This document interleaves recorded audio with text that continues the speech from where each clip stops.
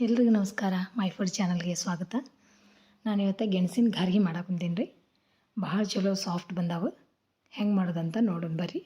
ನೀವು ಒಂದ್ಸಲ ಟ್ರೈ ಮಾಡಿರಿ. ಒಂದು ಕುಕ್ಕರ್ಗೆ 1 ಲೀಟ್ರ್ ನೀರು ಹಾಕ್ಕೊಂಡೀನಿ ಗೆಣಸು ಕುದಿಸಾಕಂತ.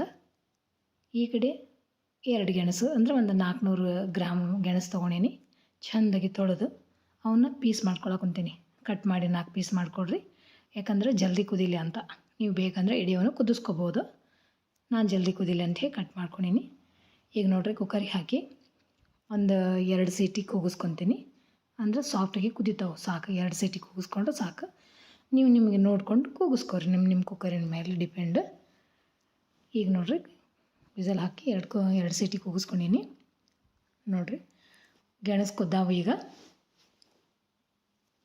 ಈಗ ಆರಾಕಿಡೋಣ. ಗೆಣಸು ತಣ್ಣಗಾಗಲಿ. ಅಲ್ಲಿವರೆಗೆ ನಾವು ಬೆಲ್ಲ ಕರಗಕ್ಕಿಡೋಣ. ಇದು ಬೆಲ್ಲದ ರೆಸಿಪಿ, ಆರೋಗ್ಯಕ್ಕೆ ಒಳ್ಳೆಯದು. ಹಾಗಾಗಿ ಬೆಲ್ಲದ ರೆಸಿಪಿ ಮಾಡ್ತೀನಿ. 200 ಗ್ರಾಮ್ ಬೆಲ್ಲ ತೊಗೊಂಡೀನಿ, ಆರ್ಗ್ಯಾನಿಕ್ ಬೆಲ್ಲ. ಅದಕ್ಕೆ 200 ml ನೀರು ಹಾಕ್ಕೊಳ್ರಿ. ಕರೆಕ್ಟ್. ಇದನ್ನು ಕರಗಕ್ಕೆ ಇಡೋಣ. ಪಾಕ ಏನೂ ಮಾಡೋದು ಬೇಡ, ಜಸ್ಟ್ ಕರಗಿದ್ರೆ ಸಾಕು ಬೆಲ್ಲ. ಹೊಸ ರೆಸಿಪಿ ಟ್ರೈ ಮಾಡ್ತೀನಿ. ಹೊಸದು ಭಾಳ ರುಚಿ ಆಗ್ತಾವೆ.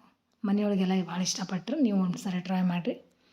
ನೋಡಿರಿ, ಈಗ ಗೆಣಸು ತಣ್ಣಗಾಗ್ಯಾವು. ಮ್ಯಾಗಿಂದೆಲ್ಲ ಸಿಪ್ಪಿ ತೆಗಿಯಾಕುಂತೀನಿ. ಫುಲ್ ಸಿಪ್ಪಿ ಎಲ್ಲ ತೆಗೆದು ಸ್ಮ್ಯಾಶ್ ಮಾಡ್ಕೊರಿ ಗಂಟಿರ್ಲಾರ್ದಂಗೆ.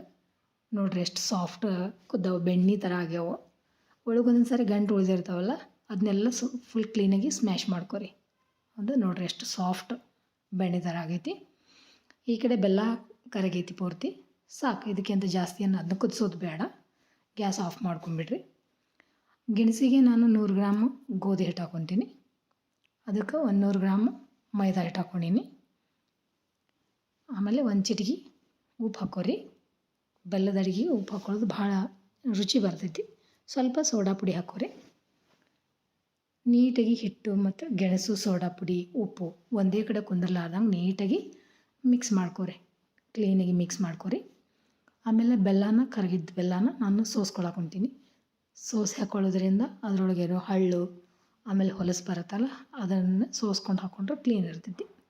ಇದು ಹಾಕ್ಕೊಂಡು ಸುಡುತ್ತಲ್ಲ, ಹಾಗಾಗಿ ಕೈಲಿ ಮಿಕ್ಸ್ ಮಾಡೋಕ್ಕಾಗಲ್ಲ. 1 ಸ್ಪೂನ್ ತೊಗೊಂಡು ಮಿಕ್ಸ್ ಮಾಡ್ಕೊರಿ ಕ್ಲೀನಾಗಿ. ಬೆಲ್ಲ ನೀರಿನ ಕನ್ಸಿಸ್ಟೆನ್ಸಿ ಕರೆಕ್ಟ್ ಬರುತ್ತೆ. ಉಳಿಯಂಗಿಲ್ಲ ಬೆಲ್ಲ, ಎಲ್ಲ ಹೋಗ್ತೈತಿ. ಪೂರ್ತಿ ಬೆಲ್ಲ ಸಾಕಾಗತ್ತೆ. ಹಾಗಾಗಿ ಎಲ್ಲ ಬೆಲ್ಲ ಸೋಸ್ಕೊಂಡು ಕರೆಕ್ಟು 100 ಗ್ರಾಮ್ ಹಿಟ್ಟು, ಮೈದಾ, ಗೋಧಿ ಹಿಟ್ಟು, 200 ಗ್ರಾಮ್ ಬೆಲ್ಲ, ಗೆಣಸು ಎಲ್ಲ ಕರೆಕ್ಟ್ ಬರ್ತೈತಿ. ಕರೆಕ್ಟ್ ಆಗುತ್ತೆ. ಈಗ ನೋಡಿರಿ, ಈ ಥರ ಸಾಫ್ಟಾಗಿ ಮಿಕ್ಸ್ ಮಾಡ್ಕೊರಿ. ಗಂಟಿರ್ಲಾರ್ದಂಗೆ ಸ್ಮ್ಯಾಶ್ ಮಾಡ್ಕೊರಿ ನೀಟಾಗಿ. ಗಟ್ಟಿ ಆಯ್ತಂದ್ರೆ ಇದು ಗಟ್ಟಿ ಬರ್ತಾವೆ ಗಾರ್ಗಿ. ಹಾಗಾಗಿ ಸಾಫ್ಟ್ ಬರಬೇಕಂದ್ರೆ ಇಷ್ಟು ಕನ್ಸಿಸ್ಟೆಂಟಿ ಇರಬೇಕು. ಗಾರ್ಗಿ ಕರಿಯಾಗಂತಂದು ಎಣ್ಣೆ ಕಾಯಕ್ಕಿಟ್ಟೀನಿ.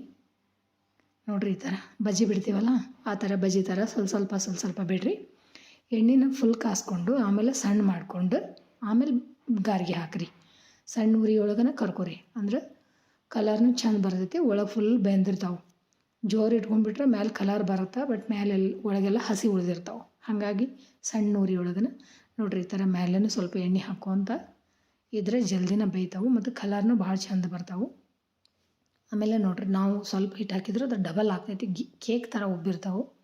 ಒಳಗೂ ಅಷ್ಟೇ ಭಾಳ ಸಾಫ್ಟಾಗಿ ಕೇಕಿನ ಥರ ಆಗ್ತಾವೆ. ನಮ್ಮ ಮನೆಯೊಳಗಂತೂ ಎಲ್ಲರೂ ಭಾಳ ಇಷ್ಟಪಡ್ತಾರೆ. ನಾನು ಮೊದಲು ಬರೀ ಗೋಧಿ ಹಿಟ್ಟಿಂದ ಮಾಡಿದ್ದೆ. ಈ ಸಲ ಫಸ್ಟ್ ಟೈಮ್ ಗೆಣಸಿನ ಗಾರ್ಗಿ ಟ್ರೈ ಮಾಡೋಣ ಅಂತ ಮಾಡೀನಿ. ಭಾಳ ಟೇಸ್ಟಿ ಆಗ್ಯಾವು, ಭಾಳ ರುಚಿ ಚಲೋ ಆಗ್ಯಾವ ಸಾಫ್ಟಾಗಿ. ನೀವು ಒಂದ್ಸಲ ಟ್ರೈ ಮಾಡಿರಿ. ನೋಡಿರಿ, ಎಷ್ಟು ಚಂದ ಕಲರ್ ಬಂದವು. ಹೌದಾ? ನೀವು ಇದನ್ನು 15 ದಿನ ಇಟ್ಟರು ಕೆಡಂಗಿಲ್ಲ. ಎಣ್ಣೆ ಒಳಗೆ ಕರೆದಿರೋದ್ರಿಂದ 15 ದಿನ ಇಡ್ಬೋದು, ಏನೋ ಹಾಳಾಗಲ್ಲ.